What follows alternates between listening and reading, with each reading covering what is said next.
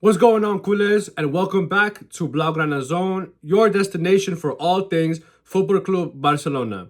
So we're just gonna jump right in today. There's a lot of news to cover, a lot of things to talk about. I'm gonna start making these videos like once a week, just keeping up with Football Club Barcelona, just to really ride the wave of that whole keeping up with the Kardashians Barca meme. Because this is obviously a very tumultuous club. There's always a lot of stuff coming out throughout the week. And so this is just going to be like a nice recap video slash preview for the game this weekend away against Levante.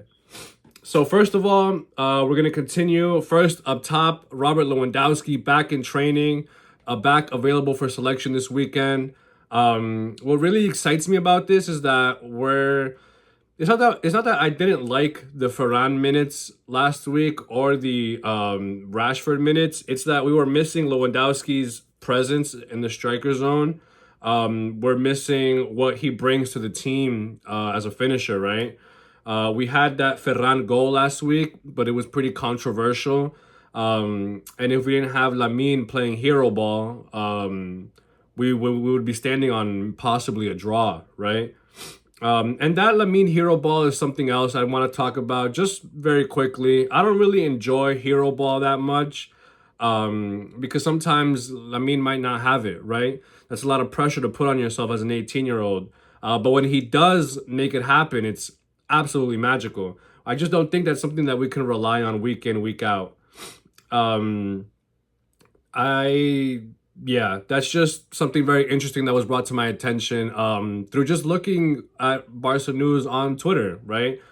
Because Hansi Flick was recently asked about Lamine Yamal's celebration putting the crown on his head, if that makes him arrogant, which is crazy to be talking like this about an 18-year-old like soccer phenom. You know what I mean? Let the kid be a kid. Let him be hyped. You know, he's one of the best in the world. He's gonna obviously have a top three finish at the Ballon d'Or podium this year. Let him be a king. You know, whatever. We had a very positive start to the season.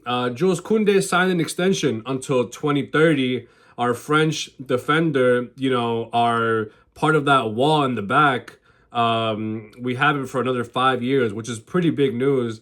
And I saw that it was reported that he lowered some of his wages for the club to keep us in the financial fair play, which is exactly what we need from players who want to play for the badge, right? We need players who want to help us out financially, obviously get your bag, but like not put too much pressure on the club. And that's exactly what we needed. Inaki Pena is very likely to be loaned out. Elche is reportedly the club that's in the best position to sign him. I like a loan deal for Inaki Pena. He's a guy that I kind of feel bad for. I think in any other era he would have been a good backup goalie. But I guess that's not what they want to be for the rest of their career, right? Although I'd be happy to be a backup goalie. Are you kidding me? Collect my bag, make a couple saves here or there, a couple of guest appearances, and I'm good. But I guess, in order to reach his full potential, he needs to be loaned out. I would like him to be sold, but a loan with obligation to buy, that sounds like a good deal. But yeah, Inaki Pena is likely to be loaned out. I hope that happens for him.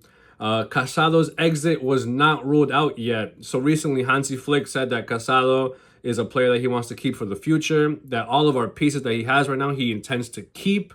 But obviously, we know that he can say that as long as he wants to, but the ultimate decision is going to be the board and the player. Supposedly, Olympique Marseille is considering a move for him. If Casado were to leave, I would like for it to be a loan with no obligation to buy, with no buy option, period. Because it would just be for his development and for him to get better elsewhere before he returns and continues to dominate in the midfield for us. Rafinha, I've seen some reports saying that it's possible for Rafinha to depart in the future to help us with financial fair play rules.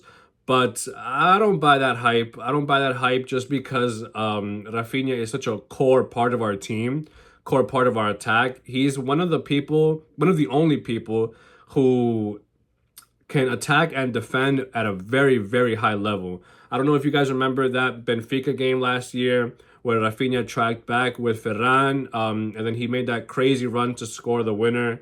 That's a player that I really, really like. I hope that Barcelona do not mess up and sell him just to keep us in the financial fair play rules.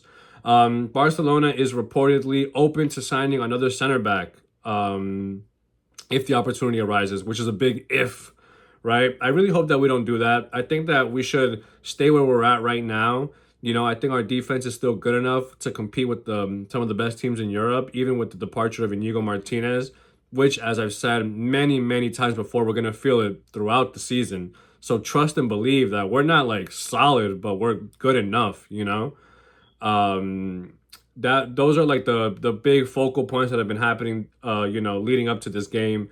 Tomorrow we have the game against Levante away, right? Which is historically not easy for us. I think that we will pull off the win for this. I think that we definitely are going to be in a prime position to open up week 2 with 6 points, 2 back-to-back wins. At least that's what I'm hoping for. I think that Lewandowski will be starting. I think that Fermin will also get to start. I think he's definitely been more in favor instead of Dani Olmo, even though he didn't have his best game last week. I think it was just a little bit of an anomaly, and Fermin will be back to his regular attacking prowess. I want to know what you guys are thinking about our center back position. Should we sign someone else? Should we stay packed? Well, Casado being sold, is that going to help our team? Do you guys even want him sold? I'm one of those people that don't want him sold, right? Because let's say, God forbid, knock on wood, let's say Frankie de Jong goes down, right? Who's the next man up there? It's got to be Casado, right? Bernal is not in tip-top shape to be in matches yet.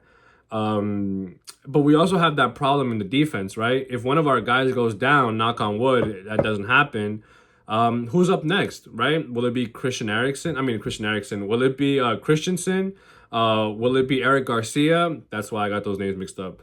You know, somebody that's not a bona fide starter has to step up. I think it will be Eriksen. You know, that's somebody who we retain that I think is going to be a very, very big piece for us this year.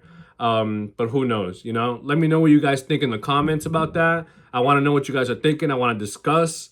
Thank you guys for tuning in. I'll be back with a video after tomorrow's game against Levante.